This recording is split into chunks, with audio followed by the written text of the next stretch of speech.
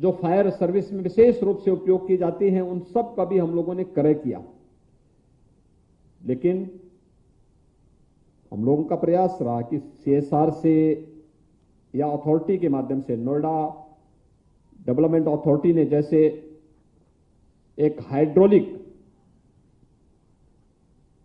Platform से युक्त fire tender fire service को उपलब्ध करवाने की कार्रवाई को आगे बढ़ाया। इसी प्रकार से प्रदेश सरकार ने भी अपने स्तर पर इन सभी सुविधाओं को और अच्छा करने का प्रयास तो किया,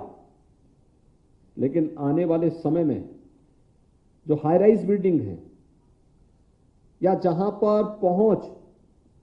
आसान नहीं हो सकती, वहां के लिए ड्रोन की सुविधा का उपयोग करना भी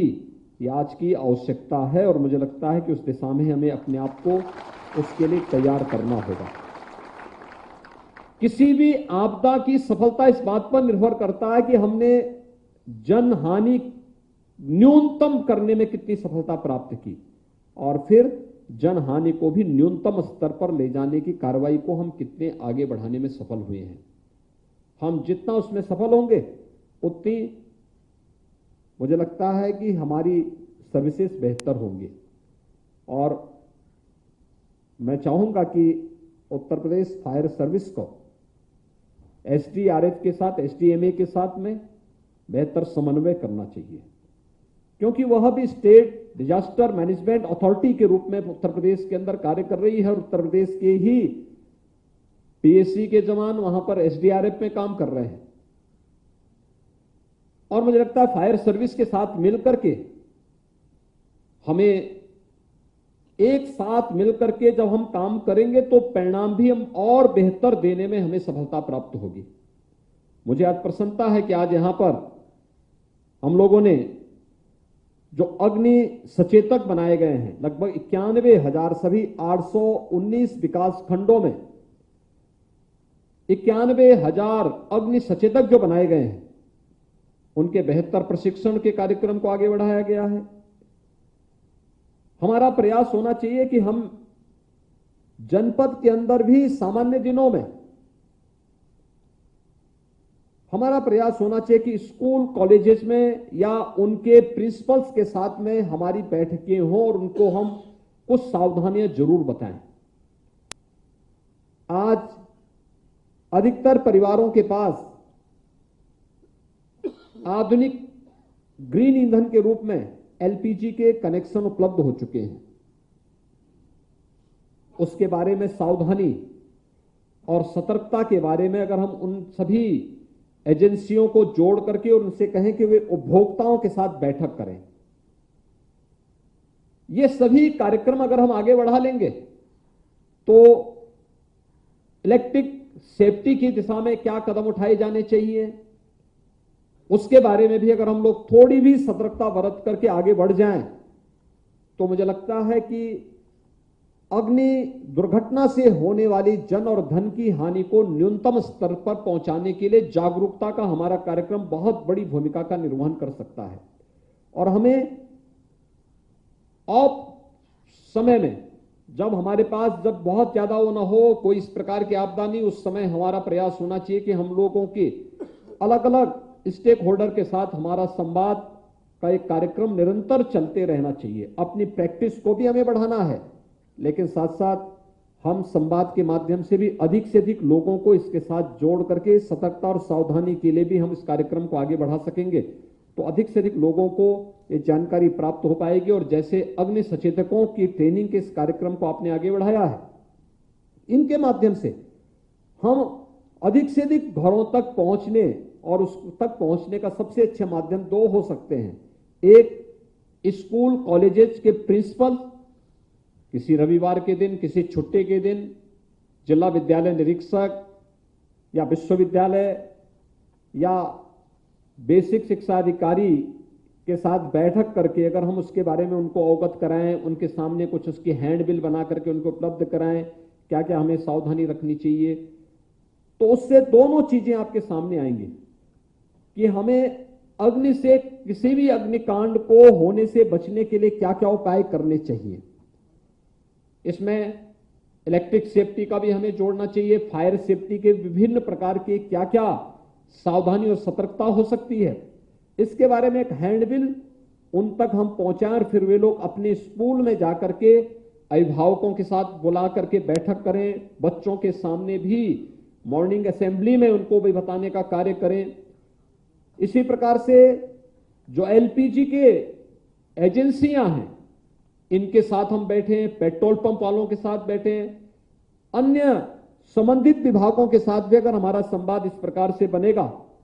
तो हम इसके होने वाली दुर्घटनाओं को न्यूनतम स्तर तक लाने में हमें सफलता प्राप्त होगी। और उस सबके बावजूद भी अगर कोई दुर्घटना सामने आती है, कोई आपदा सामने आती है,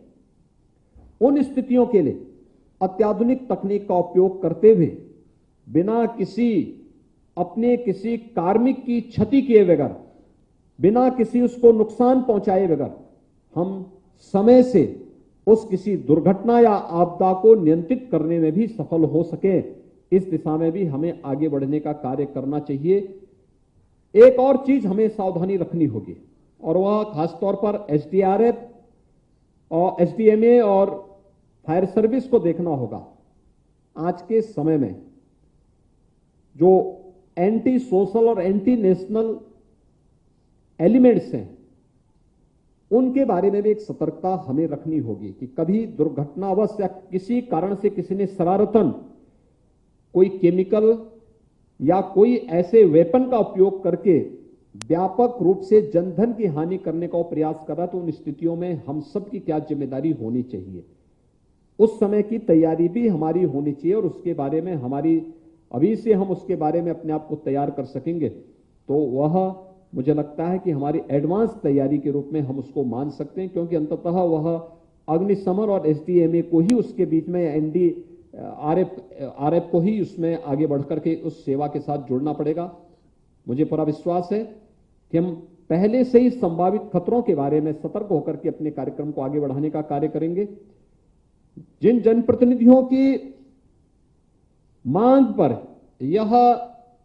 अग्निशमन केंद्र आज उद्घाटन हो रहे हैं, अलग अलग जनपदों में हैं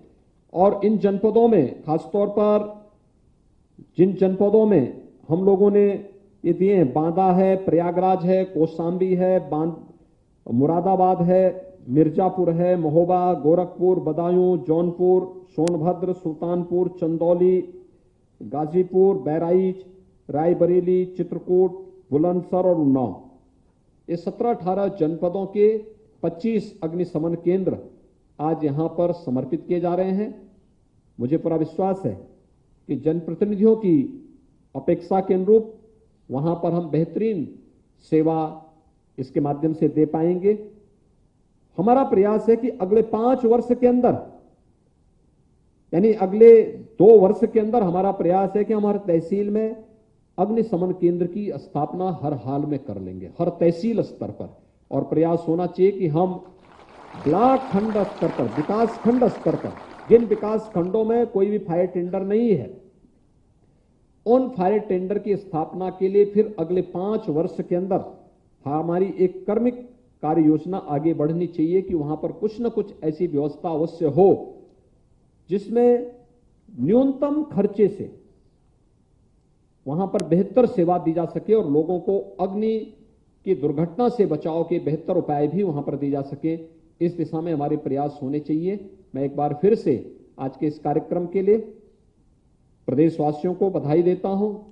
सभी जनप्रतिनिधियों को हृदय से बधाई देता हूं। उत्तर प्रदेश अग्निशमन से जुड़े हुए सभी अधिकारी और कर्मचारियों को कि यह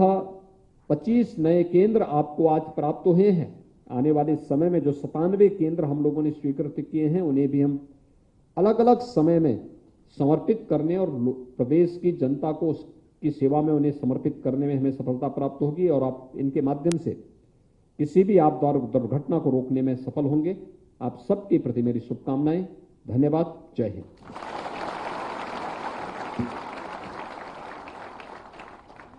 बहुत बहुत आभार और धन्यवाद माननीय,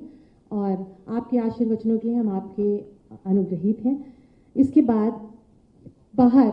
इस भवन के बाहर एक कार्यक्रम आयोजित है जिसमें कि अग्निशमन केंद्र के लोकार्पण के पश्चात आज 25 नवीन अग्निशमन वाहनों को फ्लैग ऑफ करेंगे, उसकी रैली को। आप सभी से भी निवेदन है कि कृपया बाहर आकर इस कार्यक्रम का हिस्सा बने। बहुत बहुत धन्यवाद और आभार।